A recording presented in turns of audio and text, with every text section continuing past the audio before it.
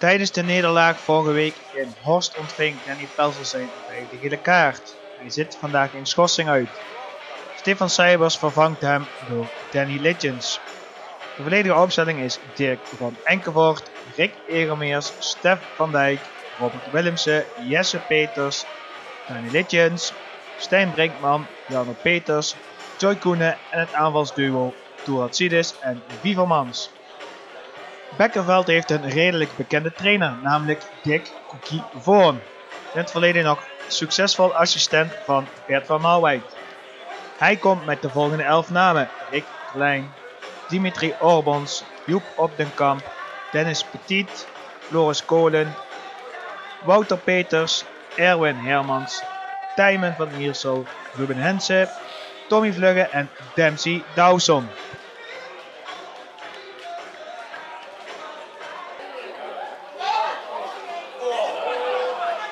Tijdens de hervatting van de competitie na de winterstop stond er een iets ander SV Venray in de uitwedstrijd tegen Bekkerveld. Er werd met 0-1 gewonnen. Vanmiddag ziet de situatie er voor de thuisploeg er iets anders uit, met vecht tegen degradatie. En de nederlaag verleden week tegen Horst heeft het er niet beter op gemaakt. Gelukkig spelen de Rood-Witten 4 thuiswedstrijden op rij en daarin zullen toch een aantal punten behaald moeten worden. De openingsfase is toch wel voor de thuisploeg te noemen, waarbij de grootste mogelijkheid voor Stef van Dijk te noteren valt. Zijn kopbal gaat helaas over. We zijn dan 12 minuten onderweg. Na 20 minuten zet Bekkerveld een aanval op aan de rechterzijde. Linkerverdediger Jesse Peters wordt omspeeld. Stijn Brinkman glijdt weg en Tommy Vlugge kan centraal makkelijk de bal in de verre hoek schuiven. De bezoekers staan nu op een 0-1 voorsprong.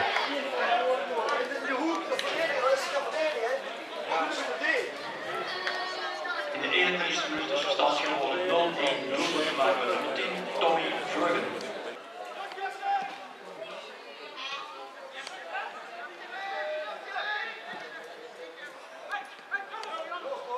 Binnen 1 minuut een goede mogelijkheid voor Venray om alweer langs zij te komen. Dit is pas naar een Wievermans. Maar de jonge aanvaller ziet zijn inzet helaas voorlangs gaan. Allemaal vrij, we gaan het spelen. Allemaal aan. Ga je de moeten spelen. Wat is het rennen?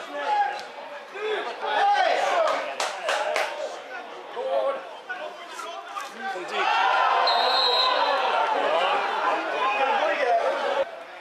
Een verre doeltrap van Bekkerveld komt bij Dawson terecht.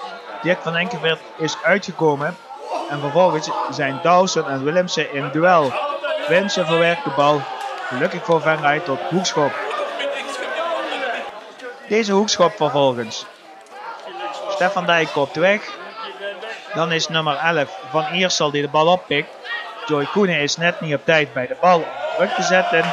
En Van Iersel haalt uit. Hij schiet zo de 0-2 binnen. In de 42e minuut worden 0-2. Doelpunt gemaakt door nummer 11, Tijmen van Iersel.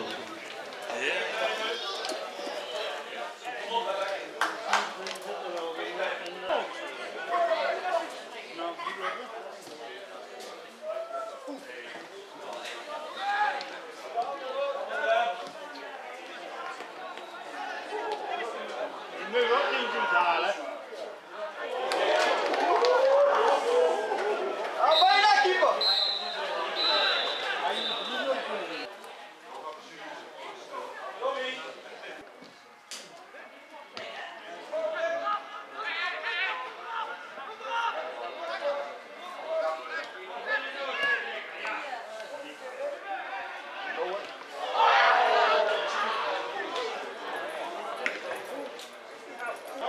We zijn inmiddels halverwege de tweede helft.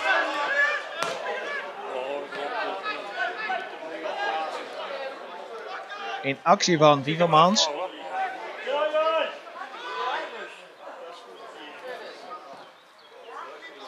Zijn voorzet is iets te ver. Danny Litjens zet weer voor. Die wordt weggewerkt en Litjens kan weer de bal oppikken. Hij paast naar Brinkman en die besluit te gaan schieten. Van ongeveer 25 meter verrast hij de doelman. Is Venray terug in de wedstrijd.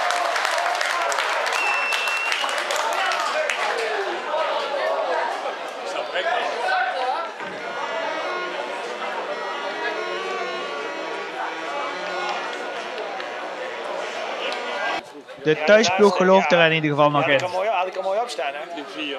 Hij stond er goed op, hè? Ja? Bram Wievermans omspeelt knap 2 tegenstanders. Doelman Klein keert de bal en de bal valt vrij voor Ahmed Shala. Die schiet wild over. Dit was een riante mogelijkheid voor de gelijkmaker.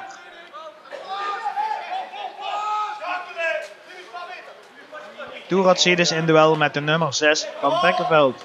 De Griek heeft geen balbezit meer, maar de arm van de tegenstander is wel in zijn gezicht beland. Arbiter Verrijken heeft er goed zicht op en hij ziet hier niets in. Eén van de vele hoekschoppen deze middag.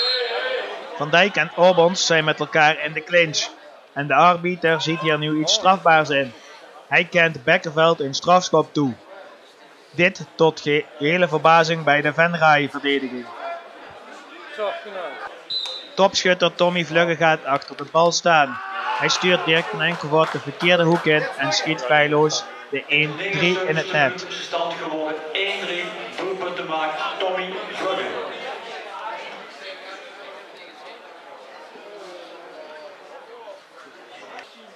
Invaller Sil Lardenois duikt in de 16 van Venray op. Robert Willemsen legt hem neer en de arbiter kan nu niets anders dan wederom een strafschop toekennen. Hierover bestaat echter geen twijfel en daarom ook geen commentaar van geen enkele speler. Vluggen is inmiddels naar de kant gehaald. Peters mag nu aanleggen vanaf 11 meter. De Venray goalie kiest juist de hoek, maar de bal is zo goed geplaatst dat hij onhoudbaar is.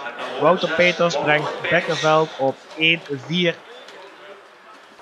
Arbiter Verrijken heeft er duidelijk nog zin in en kent wat blessuretijd toe, ondanks het 1-4 tussenstand. Bekkerveld trekt hierin nog eenmaal ten aanval. De voorzet wordt door Wouter Peters op de paal gekopt. Venray ontsnapt hier aan een nog grotere nederlaag. De 1-4 was misschien niet geheel terecht, in zoverre geflatteerd. Venray heeft hard gewerkt, maar het ontbrak aan enig fortuin voor het doel van Bekkerveld. Volgende week komt Geldrop op bezoek en dan een nieuwe kans voor 3 punten. Chevrolet Schaatsberg 3-1. Geldrop Wittehorst 1-2. Minor Hoensbroek 2-0. Sportclub Susteren de Valk 0-0. Wilhelminum achter Venray Boys 1-0 en 6 0-0.